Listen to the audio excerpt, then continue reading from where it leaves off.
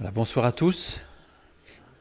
Ce soir, nous allons nous attarder sur le texte, cette parole de Jésus qui est très connue puisqu'elle est même passée dans le langage courant.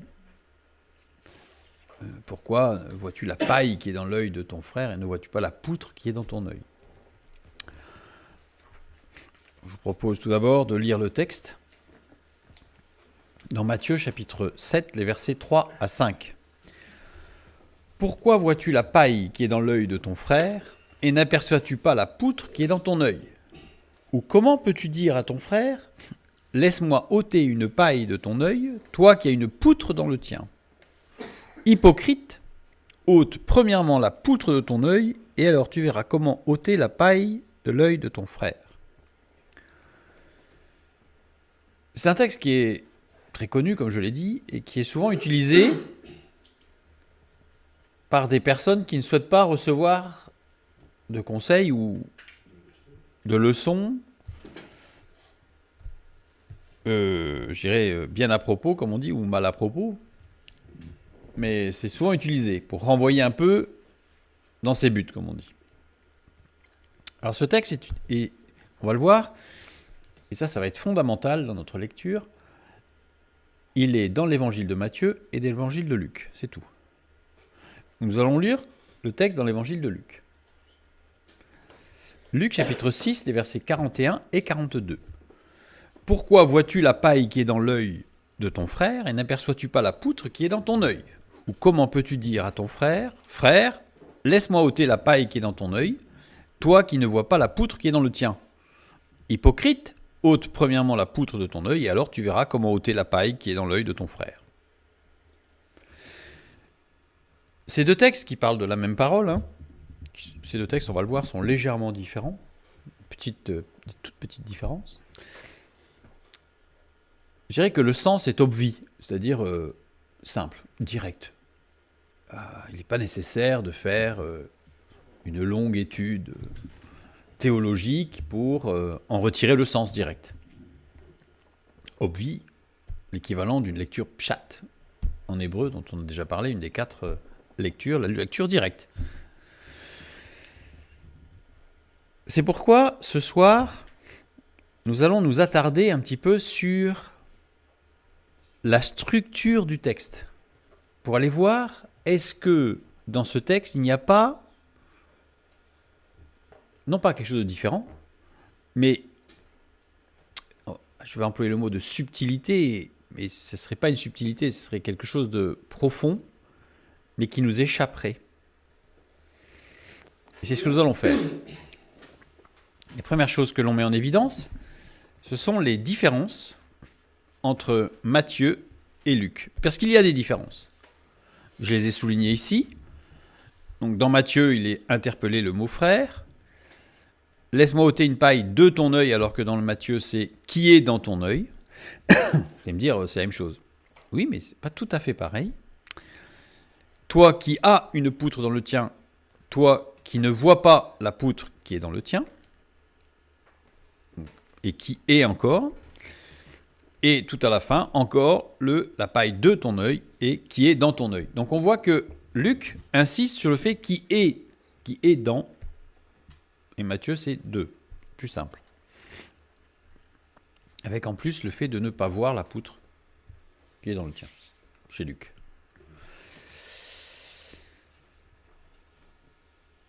Je l'ai retranscrit en grec, cette partie du verset, le verset 4, et chez Luc aussi, pour souligner, pour mettre en évidence les différences, parce que travailler sur les différences en français risque de nous amener un petit peu dans les décors, parce que la traduction n'est pas forcément très très fiable. Tandis que le texte grec, lui, on va regarder les différences dans le texte grec, et c'est là qu'on va y voir une puissance de la parole de Dieu, de parole de Jésus, extraordinaire. Donc là, je souligne ce qui est en vert, c'est ce qui ne change pas. Ce qui est en rouge, c'est ce qui est différent. Et ce qui est en bleu, c'est ce qui a une déclinaison différente. C'est-à-dire que c'est le même mot, mais la déclinaison n'est pas la même. Donc on voit qu'il y a quand même pas mal de différences en fait, en réalité. Plus que celles soulevées par notre lecture en français. Nous allons prendre le mot ophtalmos, œil. Pour Matthieu, il est décliné au génitif. Pour Luc, il est décliné au datif. Qu'est-ce que le génitif? Le génitif, c'est une notion d'appartenance, de partition et d'origine. Un point de départ. Alors que le datif, lui, assume les valeurs d'instrumental et de locatif. Ça veut dire que dans une lecture de Luc, l'œil est un instrument, alors que dans la lecture de Matthieu, l'œil est le point de départ. Vous voyez, donc déjà, ça change un peu, j'allais dire l'optique.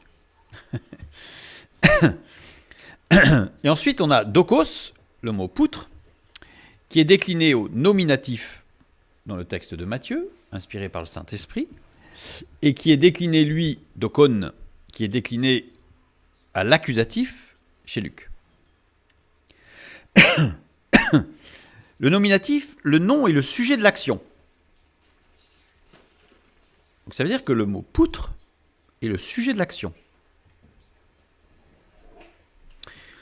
Alors que chez Luc, à l'accusatif, le nom est l'objet de l'action. Donc ça change. Dans un des cas, le mot poutre est le sujet de l'action, et dans l'autre, il est l'objet de l'action. Ce qui n'est pas tout à fait la même chose. Donc, on voit que ces deux textes, sous une lecture apparemment très proche, ne sont pas tout à fait sur le même angle, je dirais, d'attaque de l'idée. Alors on fait un petit détour. On fait un petit détour pour voir quelles sont les différences entre les évangiles de Matthieu et de Luc. Il y a 4 évangélistes, 4 évangiles, 4 destinataires différents, 4 messages supplémentaires, c'est-à-dire qu'ils se supplémentent, ces messages. Ils font plus que se complémenter. Se complémenter, ça voudrait dire que ce qui est chez l'un n'est pas chez l'autre, tandis que se supplémenter, ça veut dire qu'il y a une partie qui se trouve chez l'un et chez l'autre, mais il y a des différences chez l'un et l'autre qui font que les choses se supplémentent. C'est ce qui fait le lien d'ailleurs. L'évangile de Matthieu, on a l'évangile de Marc, l'évangile de Luc et l'évangile de Jean. Matthieu, c'est un apôtre qui s'adresse aux Juifs. Marc, un disciple d'apôtre, un disciple de Pierre, qui s'adresse aux chrétiens de Rome. Luc, un disciple d'apôtre, Paul, qui s'adresse aux Grecs.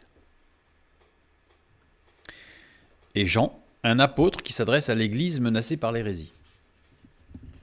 Donc on voit qu'il y a 4 évangiles et 4 destinataires différents, qui parlent de la même chose, mais avec évidemment des angles différents, puisque le destinataire n'est pas le même. Nous allons nous intéresser à Matthieu. Matthieu est juif. Il connaît bien ce qui concerne les traditions juives, et on le voit bien dans son évangile, puisqu'il ne détaille pas, quand c'est la Pâque, quand c'est une fête religieuse, il ne détaille pas la fête. Alors que Luc, qui est grec, lui va dire « telle fête qui se situe tant de jours avant telle autre fête », parce qu'il faut qu'il circonscrive les choses. Luc, lui, donc on a dit, Luc est originaire d'Antioche, donc probablement grec, de nationalité et en tout cas d'éducation grecque. Médecin, Luc, sa langue témoigne d'une érudition médicale solide fondée sur Hippocrate et Dioscoride. Et ça va être important. Hippocrate, médecin et philosophe grec qui a vécu au IVe siècle avant Jésus-Christ, considéré traditionnellement comme le père de la médecine, Hippocrate, avec le fameux serment d'Hippocrate pour les médecins. Et Dioscoride, c'est un médecin, pharmacologue et botaniste grec qui a vécu à l'époque de Jésus, puisqu'il est né en 20 à peu près, est décédé en 90 à peu près. On n'a pas de date très précise. On sait que c'est vers là. Dont les ouvrages sont restés une référence en matière de remèdes de nature végétale, animale ou minérale durant les 1500 ans qui ont suivi. C'est-à-dire qu'en fait, c'est vraiment, autant Hippocrate, c'est le père de la médecine, autant Dioscoride, c'est le père, je dirais, de la pharmacologie. Et en particulier la pharmacologie, évidemment, surtout à l'époque, la pharmacologie naturelle. Puisqu'à l'époque, de toute façon, c'était un peu difficile de faire autrement. Et donc Luc, on sait qu'il est très proche d'Hippocrate, mais surtout de Dioscoride, parce qu'il emploie dans ses écrits, il emploie dans l'évangile de Luc et dans les Actes des Apôtres, puisqu'il est le secrétaire de Paul, pour décrire certains malades qui sont guéris, il emploie des termes techniques que l'on retrouve exclusivement chez Dioscoride. Ah oui, non, ça veut dire plein de choses. Ça veut dire que Luc était médecin, mais il continuait à exercer et à apprendre sur la médecine, puisqu'il était contemporain de Dioscoride. Et ça va être important, vous allez voir.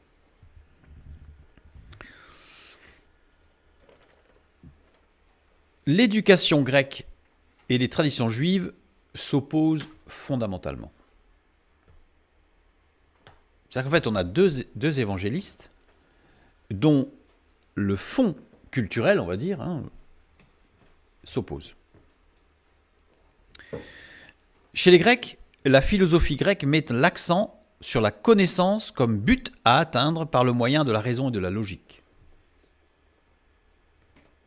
Chez les Grecs, l'existence est un chemin d'apprentissage vers la connaissance. Dans la tradition juive, la pensée juive met l'accent sur la révélation, l'étude de la Torah, comme point de départ de la compréhension de la volonté divine. C'est-à-dire que deux optiques différentes. Le grec, il regarde au bout du chemin. C'est son but. Le juif, il regarde sur le début du chemin, la base. Vous voyez, les optiques ne sont pas du tout les mêmes. Et on le ressent bien quand on regarde de près les évangiles de Matthieu et de Luc. La pensée grecque classique met l'accent sur la recherche de la vertu, de l'excellence et de la vie éthique dans ses relations. C'est-à-dire que chez les Grecs, ce qui est fondamental, c'est le relationnel. On se forme en se frottant à l'autre. L'altérité.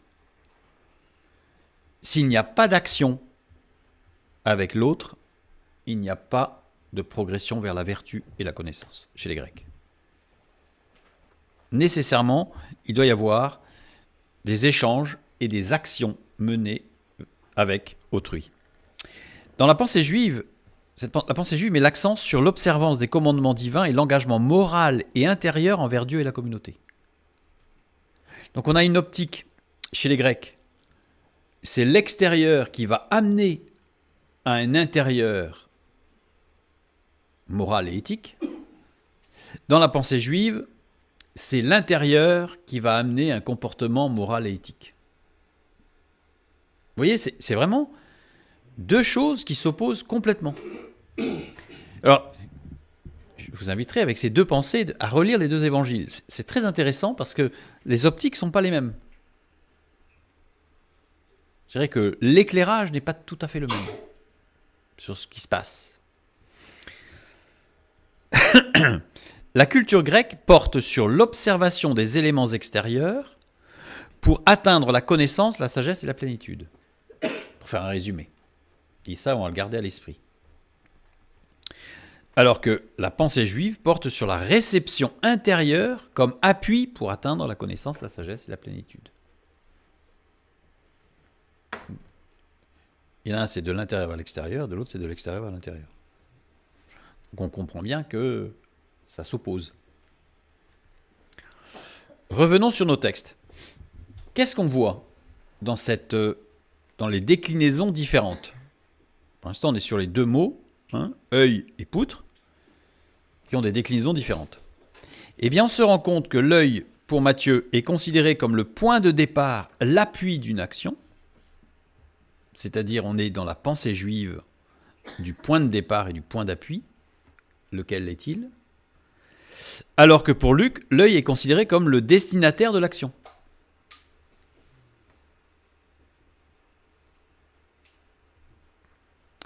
Et au sujet de la poutre, pour Matthieu, la poutre en tant que sujet de l'action est le point de départ et le moteur de l'action aussi, puisque c'est le moteur, c'est le point de départ.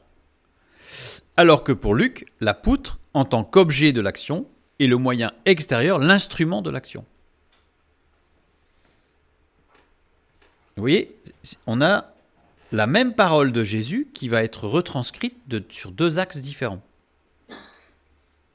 Alors c'est intéressant parce que ça veut dire que quand nous recevons une parole de Dieu, attention, Dieu nous adresse une parole qui est pour nous. Donc dans notre optique de compréhension. Donc si on commence à échanger cette parole de Dieu avec quelqu'un qui a une autre optique, évidemment, on risque d'avoir une interprétation, une lecture, une grille de lecture complètement différente. Donc c'est pour ça que parfois s'appuyer sur les révélations des autres, ça peut être dangereux. Ça peut être très dangereux. Je ferme la parenthèse. Et il y a un mot par contre, lui, qui est important dans ce texte, c'est le mot paille, la paille. Karphos. Eh bien, dans les deux textes, il est décliné à l'accusatif. Là, il n'y a pas de différence. À l'accusatif, ça veut dire que la paille, pour les deux, est l'instrument de l'action.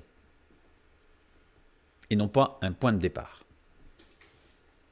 Or, en français, quand on lit « Laisse-moi ôter une paille de ton œil », on a l'impression que la paille est le point de départ. J'ai remarqué une paille, et parce qu'il y a une paille, il faut que j'agisse. Le point de départ, c'est la paille. Or, dans le texte, la paille n'est pas le point de départ. La paille est un instrument. Donc il y a autre chose comme point de départ. Et on le verra à la fin.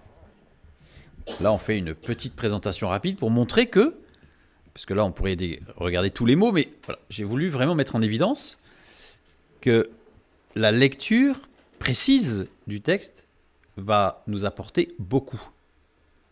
Par rapport à un sens obvi, comme je l'ai dit, c'est-à-dire un sens direct que tout le monde a compris. Bon, voilà. Et ça ne va pas en changer le sens fondamental, mais ça va nous donner du relief. Et quel relief ? Je reprends ce que nous avons vu tout à l'heure, la page précédente, pour mettre en évidence, en fait, quelque chose, à savoir que les deux évangélistes ont rapporté chacun un axe du message de Jésus, parce qu'en hébreu et en araméen, la phrase possède les deux compréhensions. C'est la richesse du texte. C'est que la parole de Dieu est tellement dense qu'elle comporte... Et Jésus, là, il parlait à la foule, donc il ne parlait pas en grec. Il parlait en araméen. Donc ce qu'il a dit, les oreilles qui l'ont entendu, selon l'oreille qui l'a entendu, non pas à déformer ce qu'il a dit, pas du tout, mais en a compris un des aspects. Et là, je trouve ça extraordinaire de voir que Jésus, quand il s'adresse à une foule, il a les bons mots pour que tout le monde comprenne, même s'il y a des divergences culturelles fondamentales. Quelle puissance, quelle précision, quelle finesse. Et je dirais en même temps, quel amour pour chacun. Parce que là, donc justement, ici, j'ai retranscrit Matthieu 7 en hébreu, avec la prononciation sur le côté, pour ceux qui souhaiteraient s'amuser. Et on peut y comprendre les deux orientations. Et c'est là la supplémentarité très riche des évangiles, c'est que, puisque le Saint-Esprit nous l'a inspiré en grec, il nous donne la possibilité de voir les deux. Alors que si on avait eu qu'un seul texte directement en araméen, ça aurait pu partir dans tous les sens, au niveau des traductions. Tandis que là, en fait, c'est clair. Et en plus, on voit aussi que Jésus, que Dieu respecte, le Saint-Esprit respecte l'évangéliste dans sa culture. Dans sa culture.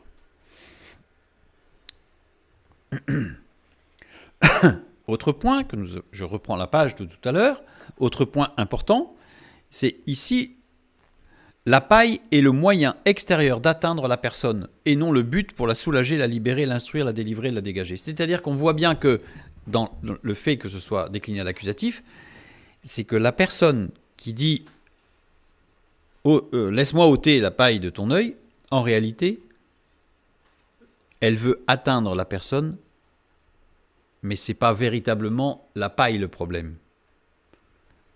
Elle n'a pas l'intention fondamentale de soulager, de libérer, d'instruire, de délivrer, de dégager de quelque chose, ou de rendre une meilleure vision. Non.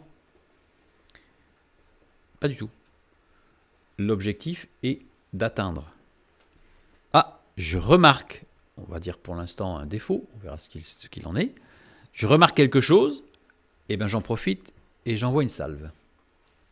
Boum. Sous couvert, bien sûr, d'être bien attentionné, puisque c'est parce qu'il y a une paille quand même, je voudrais te soulager. Donc on voit, et là on comprend bien pourquoi ce texte s'inscrit dans l'ensemble du texte où il dit de ne pas juger. C'est la suite, d'ailleurs. Je reprends Matthieu maintenant. Matthieu, les versets 3 à 5. Donc, je le relis. Pourquoi vois-tu la paille qui est dans ton œil? Donc là, on est chez Matthieu, là. Dans l'œil de ton frère, et n'aperçois-tu pas la poutre qui est dans ton œil? Ou comment peux-tu dire à ton frère, laisse-moi ôter une paille de ton œil, toi qui as une poutre dans le tien? Hypocrite, ôte premièrement la poutre de ton œil, et alors tu verras comment ôter la paille de l'œil de ton frère. Le pourquoi ici, c'est tis. On a le même chez Luc. Tis. Tis, un petit mot qui n'est pas traduit, dé. C'est une construction linguistique qui sert à poursuivre ou à développer une discussion en introduisant un nouvel aspect ou une nouvelle idée. C'est-à-dire que le fait qu'il y ait tis, dé, ça veut dire que cette partie, ce que Jésus dit, ne peut pas être dissocié de ce qu'il y a avant. Ça continue la rhétorique d'avant. Donc il faut aller voir qu'est-ce qu'il y avait avant. Et qu'est-ce qu'il y avait avant? Passage précédent, versets 1 et 2. Ne jugez point, afin que vous ne soyez point jugés, car on vous jugera du jugement dont vous jugez, et l'on vous mesurera avec la mesure dont vous mesurez. Donc là, on comprend tout de suite. Une fois qu'on a vu que le mot paille était l'objet, l'instrument plutôt, l'instrument, ça y est, on voit bien qu'on est dans la suite, et que l'intention était de juger, l'intention était de toucher. Et plus largement, ce texte s'inscrit dans la suite des chapitres 5 et 6. Parce que si vous prenez tous les chapitres 5, 6, 7, vous voyez qu'en fait tout se suit. Il n'y a pas le lendemain ou plus tard où il a changé de place. Enfin, non, c'est tout se suit. Alors on va se poser la question, à qui Jésus parlait-il? Quand il a dit ça, Jésus parlait à qui? À votre avis, il parlait à qui?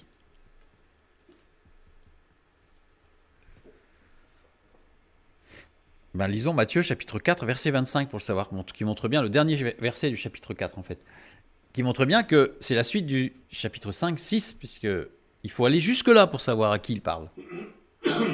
Et nous lisons, une grande foule le suivit, de la Galilée, de la Décapole, de Jérusalem, de la Judée et d'au-delà du Jourdain. Donc, on n'a pas qu'une grande foule le suivit, on a vraiment le détail. La Galilée, en 66-70, lors de la révolte juive, 2 hommes s'affrontent pour diriger la résistance de la Galilée contre les Romains. Après la seconde révolte juive en 132, la Galilée devient un des foyers de la Renaissance juive, car à la suite de la destruction du temple de Jérusalem en l'an 70, elle devint le centre spirituel du judaïsme et abrita le Sanhédrin. Ce sont dans ces collines que furent rédigés la Mishnah et le Talmud de Jérusalem. Donc c'est-à-dire que la Galilée, c'est un endroit, je dirais, juif par excellence. Alors c'est curieux parce qu'on aurait tendance à dire que ce serait plutôt Juda, la Judée. Et puis souvent quand on voit les textes, les pharisiens qui parlent des Galiléens, d'ailleurs on dit bien Jésus le Galiléen, d'ailleurs de dire, nous on est de Judée, c'est quand même mieux. Alors qu'en réalité, je dirais qu'entre guillemets, ce qui a sauvé le judaïsme en 70, c'est la Galilée. Donc la Galilée était un centre judaïque très très fort. La Décapole, district où se trouvaient 10 villes grecques, qui étaient des alliés, mais ce sont des Grecs. Donc ça veut dire que là déjà on sait que Jésus s'adressait à des Juifs et à des Grecs. On comprend mieux pourquoi dans l'expression hébraïque qu'il a utilisée, les deux pouvaient s'entendre. Et puis il y a la Judée. À l'époque de Jésus, la Judée est une province romaine créée sur une partie du territoire des royaumes asmonéens et hérodiens, c'est-à-dire qu'elle était à l'époque plus du tout solidement ancrée sur le judaïsme et sur la Torah, sur le Tanakh, mais essentiellement sur des liens politiques avec des tas de choses qui n'étaient pas du tout à la gloire de Dieu. Et d'au-delà du Jourdain désigne la Pérée, un district situé à l'est du Jourdain dans l'Antiquité romaine. Il correspond approximativement au Galaad de l'Ancien Testament, territoire des Moabites, des Ammonites et du Moyen-Orient en général. Donc à qui s'adressait-il ? Eh bien Jésus s'adressait à des Juifs, des Grecs, des Romains et des Moyen-Orientaux. À tout le monde en fait. À tout le monde. Matthieu, lui, adresse son évangile aux Juifs. Luc adresse son évangile à un lecteur grec. Luc 1, 3. Il m'a aussi semblé bon, après avoir fait des recherches exactes sur toutes ces choses depuis leur origine, de te les exposer par écrit d'une manière suivie, excellent Théophile. Théophile étant un nom juif, grec, pardon, justement. Et donc on sait par les annales que l'on a pu retrouver et consulter que Théophile était un grec nommé sacrificateur, souverain sacrificateur, par les Romains à Jérusalem. Et on l'a aussi dans Actes 1.1, où Luc répète, puisqu'il dit « Théophile, j'ai parlé dans mon premier livre, l'évangile de Luc, de tout ce que Jésus a commencé de faire et d'enseigner dès le commencement. » Donc il insiste vraiment sur le fait que c'était adressé à un grec, de culture grecque, avec une lecture grecque et une pensée grecque. Donc Jésus s'adressait à des juifs, Matthieu adresse son évangile aux juifs. Dans le Talmud de Babylone, Rabbi Tarfon rapporte un proverbe particulier. Alors, le Talmud de Babylone a été écrit au 1er siècle après Jésus-Christ, mais il n'a pas été inventé au 1er siècle après Jésus-Christ, puisqu'il n'a fait que retranscrire ce qui était dit, justement, depuis des siècles, depuis l'exode à Babylone, et ça a été retranscrit à partir du 1er siècle jusqu'au 4e siècle à peu près. C'est le Talmud de Babylone. Et là, on y trouve un proverbe particulier, donc qui était forcément bien connu à l'époque de Jésus. Le voici. Enlève l'écharde, c'est-à-dire le petit péché qui est dans ta main, et l'autre peut répondre. Mais enlève le grand péché qui est dans la tienne, de telle sorte qu'il ne peut se faire de reproche, car tous sont pécheurs. Un écho très fort avec ce que dit Jésus. Jésus s'adressait à des Juifs. Donc il a repris quelque chose qui était de chez eux. Les propos de Jésus étaient directement accessibles aux Juifs car ils faisaient partie de leur registre culturel.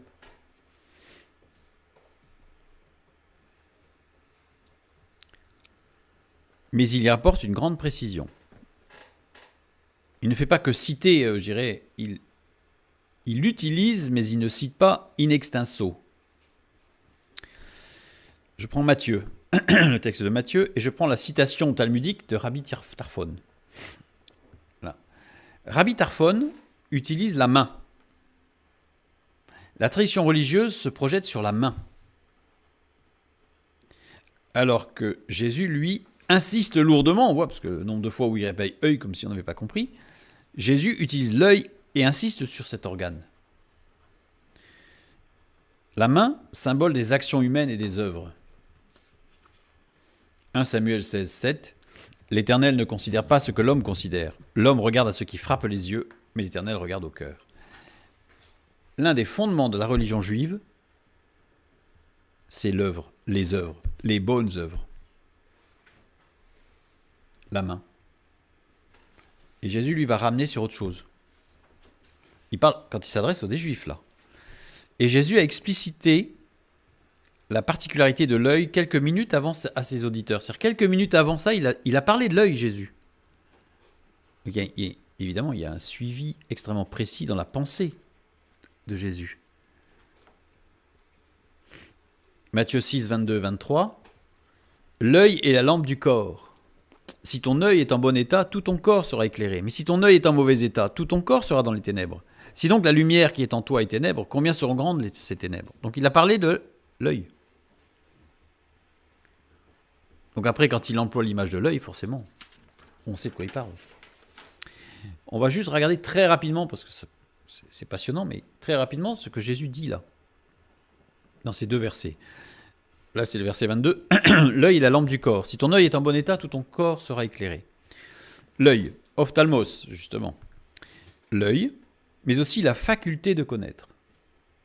L'œil représente la faculté de connaître, qui vient de optanomai, en grec, qui veut dire regarder, voir, mais qui veut dire aussi se laisser voir, apparaître. Une sorte de transparence. La lampe, louknos.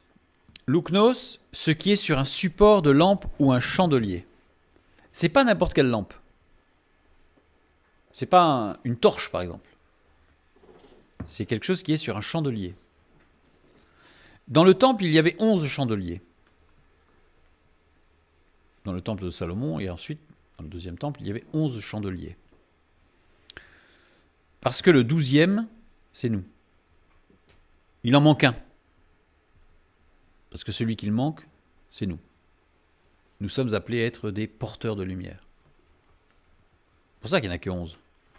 Si je prends le nom de Jésus, Yeshua, et que je le place sur ce chandelier, quand il dit « Je suis la lumière du monde, celui qui me suit ne marchera pas dans les ténèbres, mais il aura la lumière de la vie », ça fait les 7 flammes du chandelier de la Ménorah. Ésaïe 10, 17, « La lumière d'Israël deviendra un feu, et son sein une flamme qui consumera et dévorera ses épines et ses ronces en un seul jour. » Flamme, chalébet. Les 3 premières lettres, ce qui veut dire être tranquille. Le beit, dans, ou en, avec. Le tav, la croix. Cette flamme, c'est être tranquille dans la croix. Être tranquille avec la croix. C'est ça, cette flamme. C'est pas la colère, c'est pas la hargne, c'est plutôt la paix.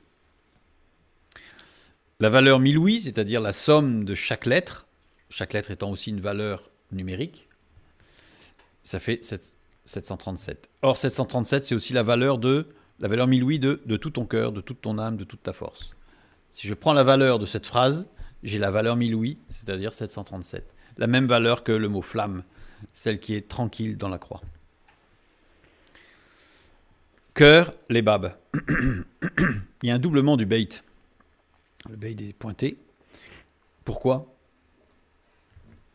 De tout ton cœur égale exprimer ce qu'il y a à l'intérieur. Donc il y a forcément les deux reflets. Et lamed beit, activité intérieure. Beit vers l'extérieur. Donc l'activité intérieure vers l'extérieur. C'est toute la pensée juive.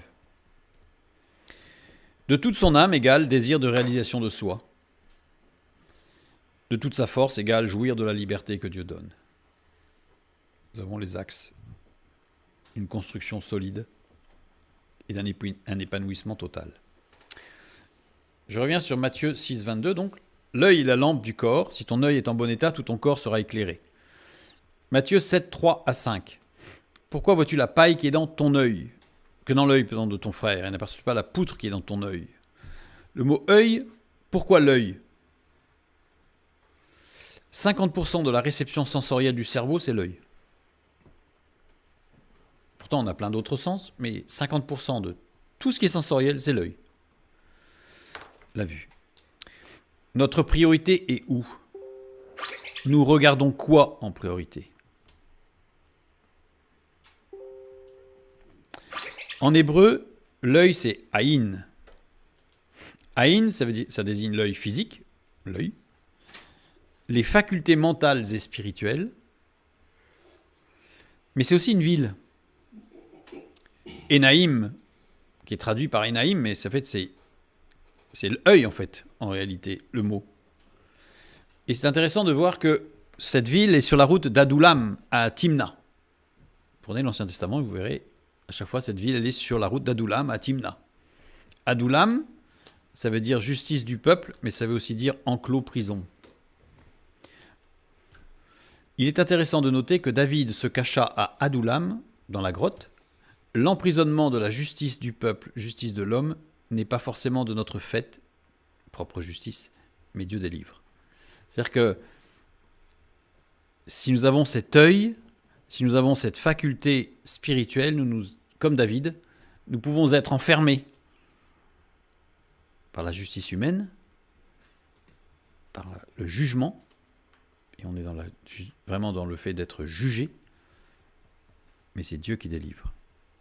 Et Timna, ça veut dire entrave.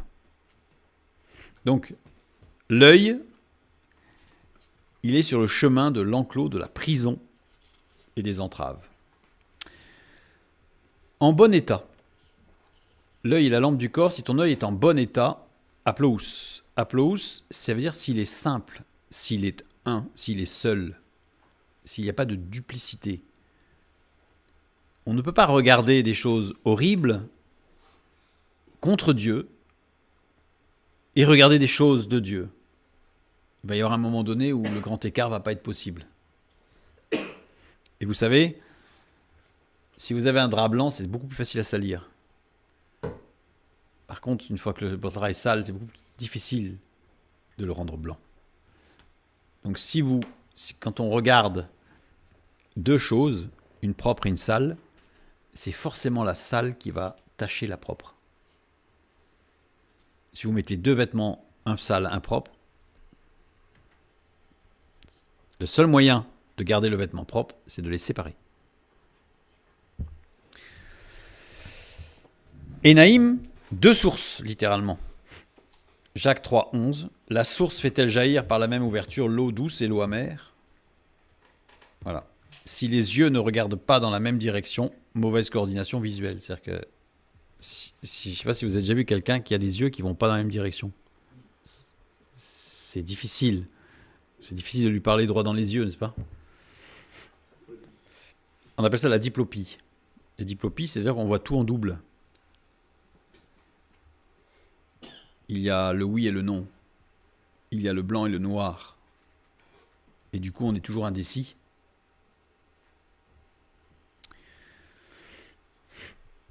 Et maintenant, si l'œil est en mauvais état, on a le spirituellement myope.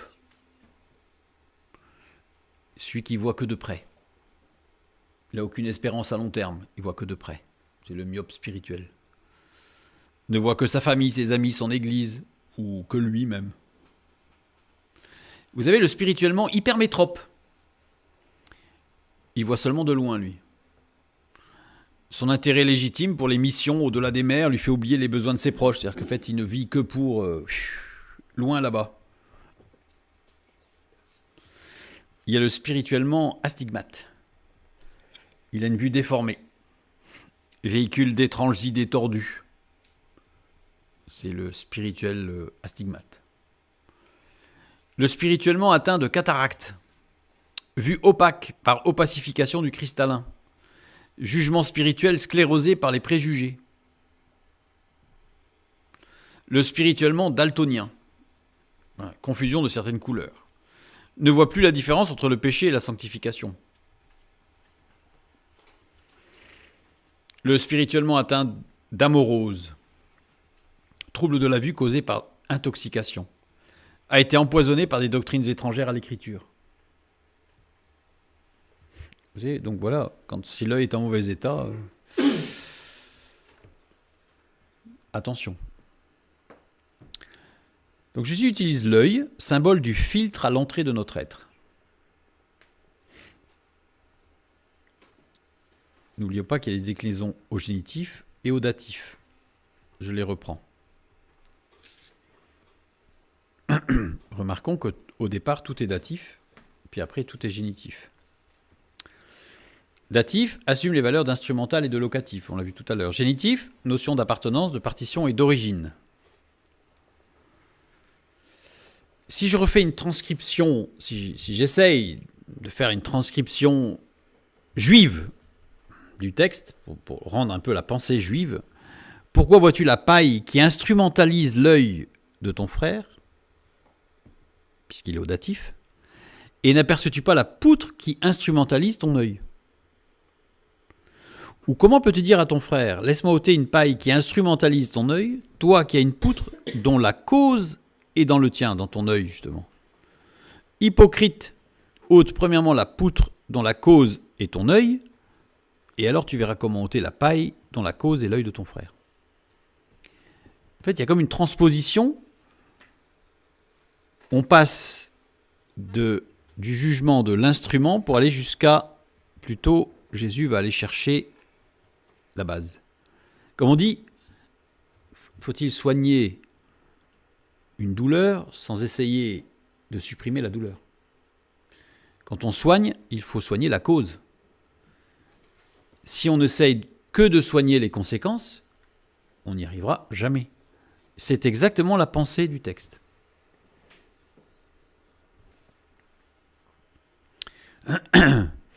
Je reprends le texte, on va dire entre guillemets, je mets le texte avec une lecture juive, en insistant sur les déclinaisons des termes, enfin du mot œil. Jésus met en évidence qu'un défaut, qu'il soit petit, la paille, ou grand, la poutre, ne doit pas se considérer au travers de son expression, mais bien plutôt au travers de ce qui le nourrit. On passe du datif au génitif. C'est tout le sens du texte.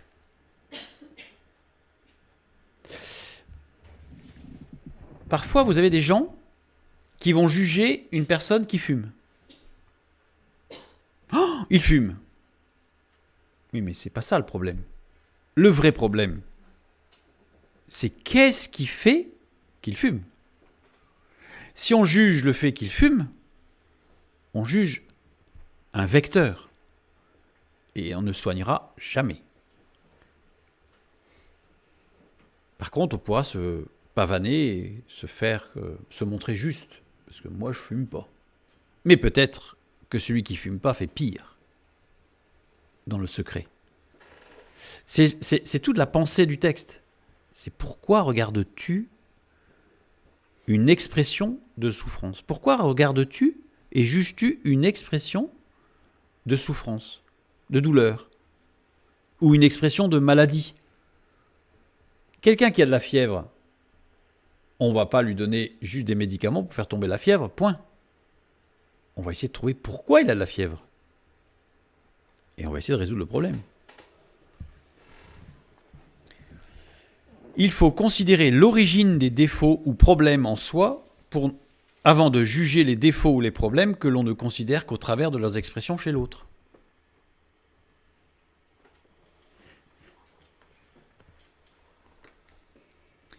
Et alors, tu verras comment ôter la paille dont la cause est l'œil de ton frère. C'est-à-dire que si on commence, nous, plutôt qu'à jouer sur le paraître, et on va en reparler à la fin, eh bien on verra que si nous-mêmes, sur nous, on laisse le Saint-Esprit aller jusqu'au fond des racines, eh bien on saura comment parler à l'autre. Et on saura que l'expression de la souffrance n'est pas le vrai sujet à combattre. Il faut l'aider à aller jusqu'aux racines. Et alors tu verras comment. Et le verbe voir ici, c'est diablepo. Diablepo, deux occurrences. Il n'est employé que 2 fois dans le texte biblique. La seconde fois, Luc 6, 42, ou comment peux-tu dire à ton frère, laisse-moi ôter la paille qui est dans ton œil, toi qui ne vois pas la poutre qui est dans le tien, hypocrite, ôte premièrement la poutre de ton œil, et alors tu verras, diablepo, comment ôter la paille qui est dans l'œil de ton frère. C'est-à-dire qu'en fait, il n'est employé que là. Qu'est-ce que veut dire diablepo? Diablepo, c'est une capacité de comprendre ou d'analyser profondément un sujet ou une situation au travers d'une vision qui va au-delà de ce qui est superficiel. Il est utilisé dans la Septante pour décrire l'aptitude du prophète à comprendre les choses. Septante, traduction grecque par des Juifs de l'Ancien Testament. Donc c'est pas alors tu verras, mais c'est vraiment tu auras cette possibilité, cette capacité d'analyser profondément le sujet et d'aller directement à la source. à l'origine du problème. Nous avions vu que Jésus s'adressait à des Grecs et que Luc, donc on a un peu regardé la lecture juive, maintenant on va regarder la lecture grecque. Puisque Luc s'adresse à un grec. Le mot paille, karphos. Karphos,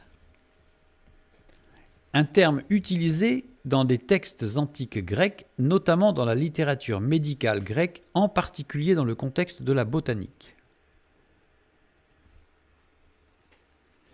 On le trouve en particulier dans De Materia Medica de Dioscoride, un traité de pharmacologie pour décrire une plante ou une substance spécifique, souvent associée à des propriétés médicinales.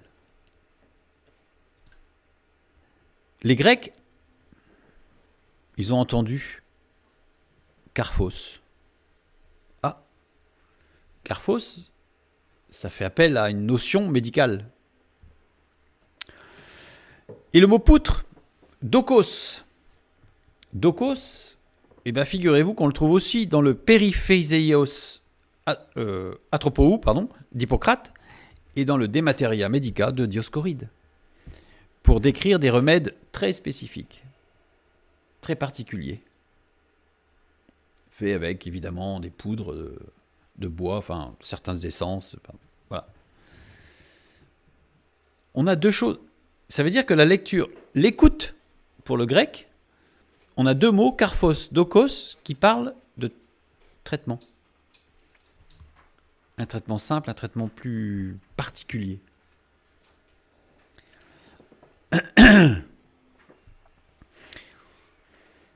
Prenons la lecture grecque maintenant. Alors, la lecture grecque, on est obligé de faire de la périphrase. Hein. Pourquoi vois-tu la paille, karphos, c'est-à-dire la méthode naturelle dans l'œil, l'œil étant la façon d'appréhender de ces problèmes de ton frère, n'aperçois-tu pas la poutre, méthode toute particulière de ton œil, la façon d'appréhender tes problèmes. C'est-à-dire qu'en fait, là, le grec, il entend et dit, ok, lui, il essaye. Bon, par exemple, je vais reprendre, je ne pensais pas, mais je vais reprendre l'exemple de la personne qui fume. Tu vois qu'il fume. Ah, et tu vois qu'il prend, je sais pas, quelques herbes ou quelques tisanes, j'en sais rien, pour essayer de ne plus fumer. Et tu dis, oh, oh, c'est n'importe quoi. Et pourquoi toi, tu vois pas que toi, dans ta vie, tu utilises des méthodes qui sont quand même très particulières pour évincer certains défauts.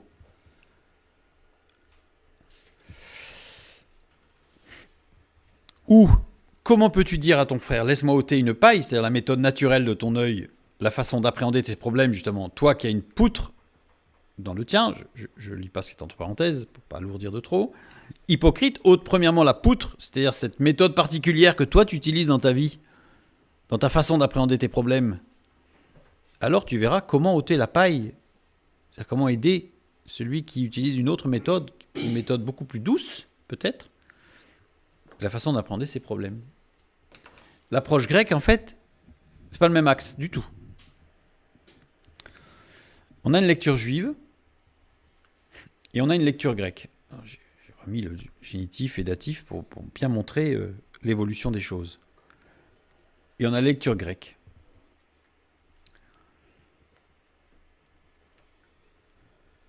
Les deux utilisent un mot important, hypocrite. Hypocrites. Qu'est-ce que signifie hypocrite?